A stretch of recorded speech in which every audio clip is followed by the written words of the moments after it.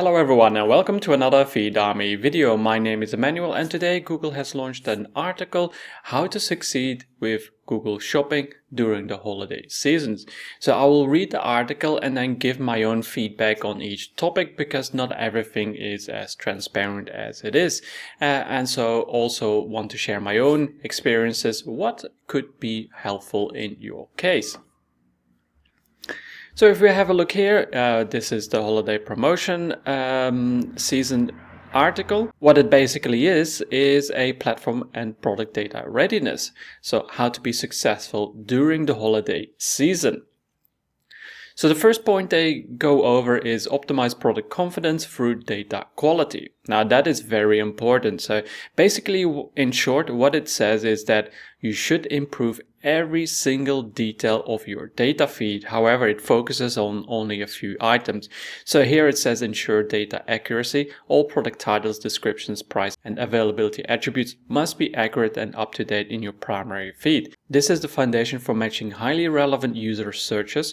Use supplement feeds in Merchant Center to augment product data with specific details that build consumer confidence. And that is what I do as well. So I don't edit everything in the primary feed because that's quite difficult in certain cases because it pulls data from the source. And editing with a supplemental feed is the way to go. And I use a lot of tools in my supplemental feeds to improve everything for my clients. Now, one of the great features that I use for the supplemental feeds is that I pull the data from Google Ads for Performance Max, for example. So all the traffic data, conversions, etc. And I pull that into a sheet. Then I can check if the ads that I have applied has improved or declined the impressions, clicks, and of course the conversions. So I've got a video about this already and I will share the link in the description. But that is one way that I like to use supplemental feeds in combination with my improvements so that I can see what is good. Now, they only talk about titles, descriptions, pricing, and availability. However, I recommend that you look at every single attribute. So when you go to the product data specifications, you get a lot of course, the normal, so the title, description, etc. But there are a lot of areas that you should focus on as well. For example, the product type, also the product highlights, the specifications, etc. So this is all important that you look at. Even now, new attributes such as the subscription cost feature, this is all good to look at because every little detail that you can add, and accurately of course, will help you and improve your data feed quality. And the data feed quality is the foundation of your ranking. So make sure that you add that. Then it goes over about improving the images, and it says about using AI. Now this is the product studio one that you can get in Google Merchant Center. Now with the tests that I have done, I think they're pretty lame. What I think is a little bit better is sometimes if you use, for example, Sora from ChatGPT and then add your product with a background on that. That works a little bit better. Make sure when you export the image or download the image that you preserve the meta tags of that image. Don't minimize it, don't use lossy or lossless because that will strip out all the data.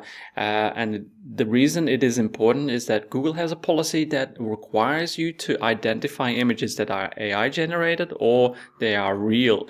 So make sure that they are intact, upload the image as is, and then you should be fine. So you can go and have a test of the Google Product Studio. So it is within Google Merchant Center. Pretty much everybody has that feature available. Give it a go, but I didn't think they were any useful in a lot of situations. For example, if a product has a white background and the product is also slightly white, it starts to strip out items of the product itself, and that is a negative. Now with Sora, there are also negatives. So for example, if there's text on the products, then Sora will recreate that image because it doesn't take the product itself, it recreates the whole image, and then that becomes a new product essentially, and the text on those products usually gets very bad. Not all the time, sometimes it's pretty good and accurate, but in a lot of cases you need to rerun to get the right quality. So give it a go. I would say this is not a very high level requirement, but if you look at your competitors and they're all like having products with a white background, then consider using AI to make a nicer background. This is always useful, and also maybe a Christmas sphere. So go with the seasonality. It is a lot of work, of course, to change it every season, but give it a go with a couple of images and see how it works. And then with my my Google Sheet that you can use to compare the traffic before and after. Of course, during seasonality, even if you change the image, the seasonality will have a effect on the impressions and clicks. So you can't accurately say like, okay, I've changed the image, this is gonna have a better impression due to the image. It's most likely due to the season. So when you want to do comparison, always compare to equal situations. For example, one week against another week during normal season or out of season. This goes without saying. Resolve disapprovals. Proactively monitor and resolve all product disapprovals in a products tab of your Merchant Center account, and make sure to resolve all priority fixes in the Needs Attention tab of your account. Disapproved products are ineligible to show on Google services, which could limit holiday opportunity. That goes without saying. So make sure that you resolve all the issues before you start improving the data, because that will limit everything, of course. Now, validate the price and promotion structure. Shoppers prioritize the right pricing, make approved and timely promotions essential. What you can use is, for example, which is not mentioned here, is the automatic pricing discounts. This is a new feature since last year from Google that you can, once implemented, of course, have a automatic discount up to a certain percentage that you define per product level.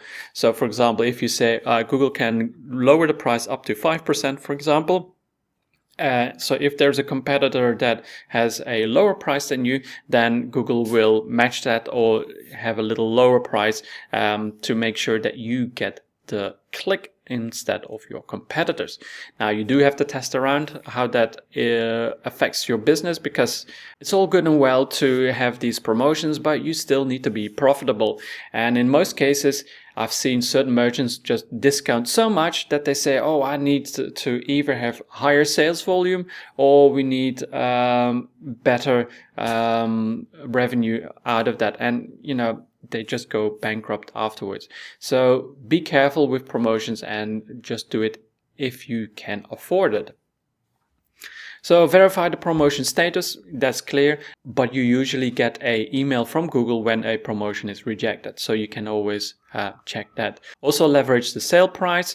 Sale price or promotion, that is a good idea to test. During Black Friday, I think a promotion does better, while sale prices are better for out of season. Of course, you need to test what works well, but give it a go and see how it works. It also goes over to group products. So using custom labels that can be used in lots of different scenarios. Like, for example, in certain situations, having your top selling products versus your non-selling products. So you can set up specific campaigns for those, can be useful. However, you have to be careful, because Performance Max, while it is no longer a requirement, still should have at least 30 sales per month so that it can continue to learn and improve the campaign. If you have a campaign where there's like a lot of low selling items, like less than 30, then consider adding the add to cart as a primary conversion, but I recommend that you remove the conversion value, as otherwise it will bloat your ad budget. But do test this out, because in certain situations it works, in others it doesn't work. In my cases, it always works for me, so that is one good tip and trick for boosting your sales by giving Google the add to cart conversions, and then it focuses more on the real conversions as well. Now we will look at the strategic execution for discovery and scale. The customer holiday shopping journey is non-linear and should be mobile friendly.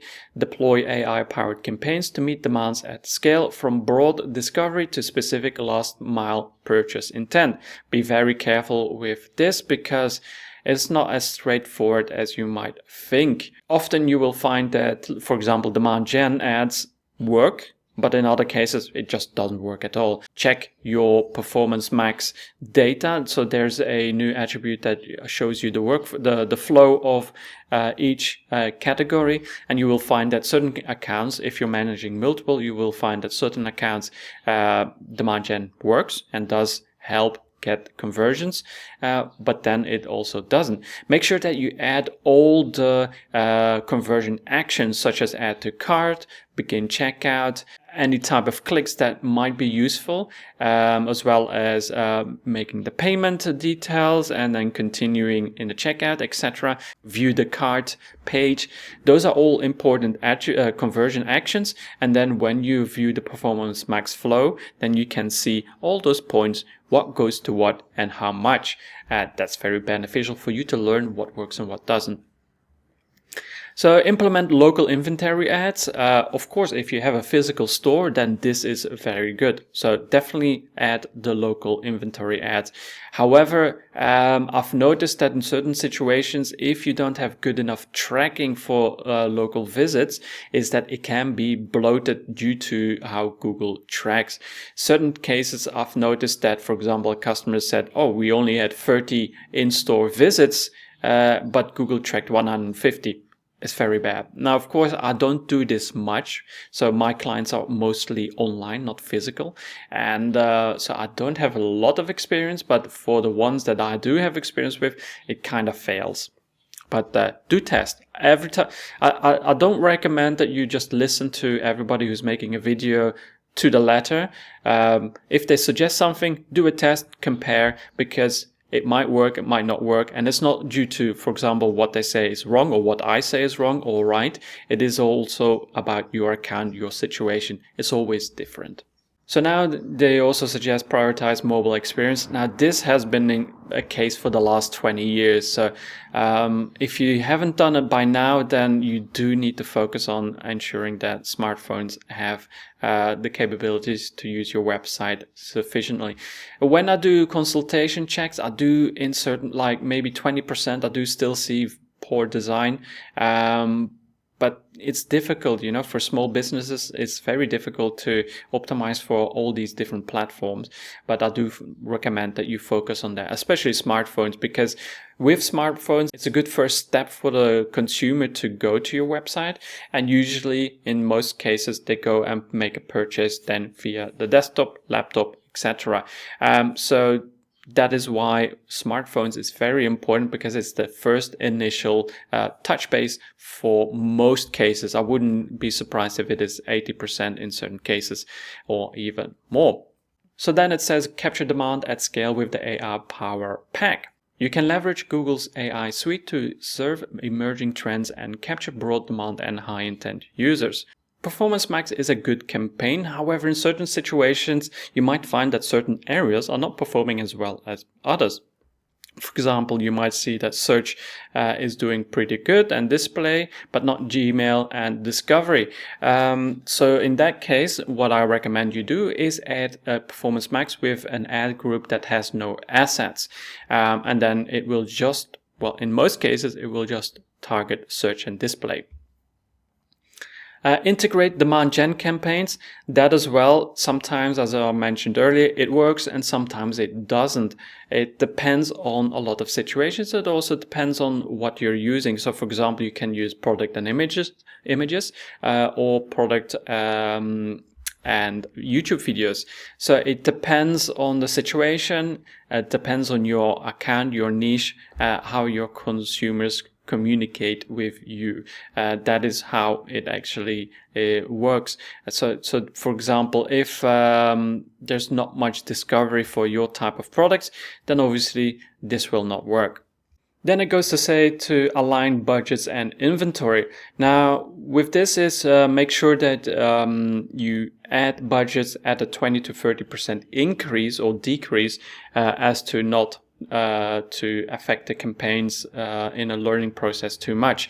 Of course, in certain situations, I have added a maximum budget that is more than 30% and there were no issues. And in certain cases, it does cause a little bit of an issue. But in most cases, as long as you have a good working campaign, you can add more budget at higher than 30%. I haven't seen much of an issue, but do test it out, as again, every account is a little bit different.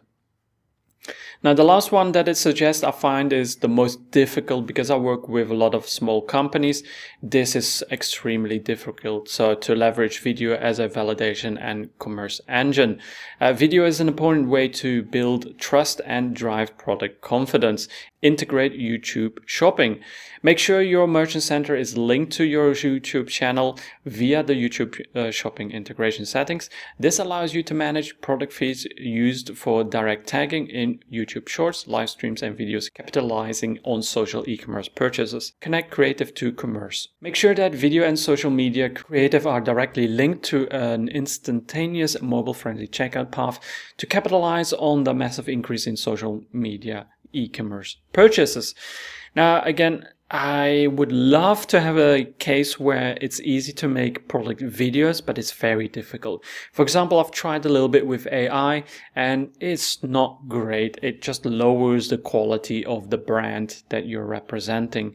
So if you have a small business, do make sure that you're aware that if you don't upload, for example, videos to Performance Max, and I recommend that you do up to 5, but use all 5, is that otherwise Google will use AI to generate quite bad videos, and that just doesn't align with your business quality. So these AI generated YouTube videos are very bad. It's not YouTube video, but it's ads in the campaign itself. So to avoid Google creating AI generated videos is that you need to then submit 5 videos that are of quality. So if you can't make product specific videos, then consider making a branding specific video. So for example, about your business, and just touch base on a couple of products and services and why they should purchase from you. So that is very important that you do that if you don't want those low quality AI generated videos. I hope in the future that changes, but I doubt it. AI is still not on par to create quality product videos for the merchants. So that's it. It's not everything that you could improve. Of course, there are a lot of different things and tactics, but then we could make a video that is 24 hours long instead of now maybe around 20 minutes. So do look at the basics. So the most important is the basics, which is the data feed quality. That is always a foundation. If you have a poor quality data feed, then of course the results will be a little bit poor as well. If you have a high quality data feed, then the performance does go better, because what you get is higher impressions and more CTR, which is important, and that is what you get sales from. Of course, make sure that your website is also good enough, because it's all good and well that you get, for example, 1,000 clicks, but if your website is poor, then what's the point? You're just spending money without getting conversions. Because a lot of merchants I find don't get the connection that, oh yeah, actually, it's not all about just advertising and getting clicks. It's also about the website landing page. And a lot of merchants also get fatigued when they're viewing their own product website. So for example, they will say, oh, my website is perfect, everything is good. Yes, that might be all good and well, but that's from your perspective. So have a third-party perspective when it comes to your website, because sometimes you might not spot something. Also, errors and issues, you might not see that on your website through your own eyes. So it is recommended that you have somebody else to look at everything and see, oh, well, you could improve that, or there's a mistake there, or this doesn't work, etc. So it's always good to check. And especially when you're updating your website, like for example for Shopify, your theme is updated, things might start to break or not work as well, or certain things are out of line. So that is what I do for all my clients, of course, on a periodically basis to improve their performance. Now, all of this takes a lot of work, of course. So you have to be patient and make these improvements step by step, and you get in the long run all your improvements. If it's not now, then it will be for the future. So for example, improving the product data feed might take a long time, but you get then the positive results in the long term as well. And once you've improved it, you don't need to improve it again. Of course, sometimes you might want to make tweaks and changes for seasonality reasons, etc., or improve it based on new data. That is, of course, going to happen, but mostly whatever you're editing and improving, that has a long-term effect, and so it's a lasting improvement. Now, that is what Google has suggested. Of course, I say go ahead with all these improvements. Be careful with certain campaigns like demand gen, but do test and see how it goes. I wish you all good luck and happiness with Black Friday. And of course, now with Christmas and New Year coming, lots of merchants will have a lot of success during these periods. So good luck. Enjoy. Don't get too frustrated. If you have any issues or questions, feel free to reach out or leave a comment downstairs. Thank you for watching, and I'll see you in the next one.